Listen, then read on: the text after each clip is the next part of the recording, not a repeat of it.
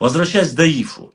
Наверное, это немножко оскорбительно видеть, как же так, что Даиф, вроде бы всегда, который якобы уничтожал всех, а особенно он начал, как и злой грузин Деметрий Кулумбекашвили, который называл себя грузином, а являлся осетином, начал гнать на чеченцев, гонял обычно, понимание вас, разоблачал всех чеченских блогеров, всех, особенно потыкая меня этим. В конце концов сказал, что некий псевдоученый, ладно, псевдоученый это я говорю, Магомед Албагачиев и его куратор Марьян Даскиева сделали научный доклад, в котором, опять же, что самое интересное, они не занимаются историей ингушей.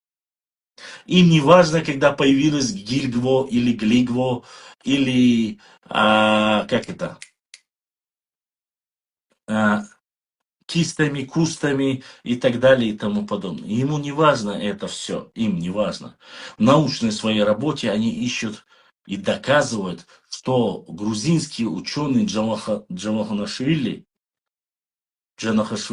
который работал еще там, грубо говоря, 100 лет тому назад, да, он ошибся, найдя документ, опубликовав этот документ.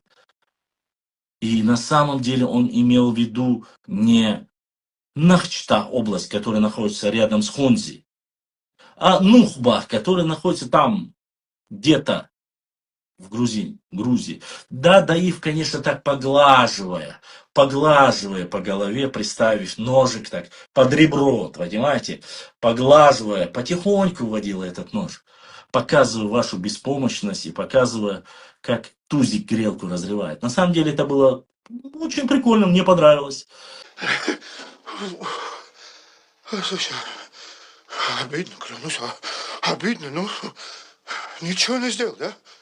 Понравилось, ну, в чем понравилось? Остальное все это мы и так знали, мы это уже давно раскатали. Это просто единственная отмазка этих людей была в том, что, а покажите оригинал. А мы говорим вам, покажите хоть один оригинал того, что вы являетесь калканцами. Вот слово калканцы. Почему вы не искали документы в оригинале про калканцев, про кустов, киштов, как вы говорите? Про кого? Про Гильгво или Глигво. Про них надо искать. Оставьте Нохчи. Вам каким боком касаются Нохчи?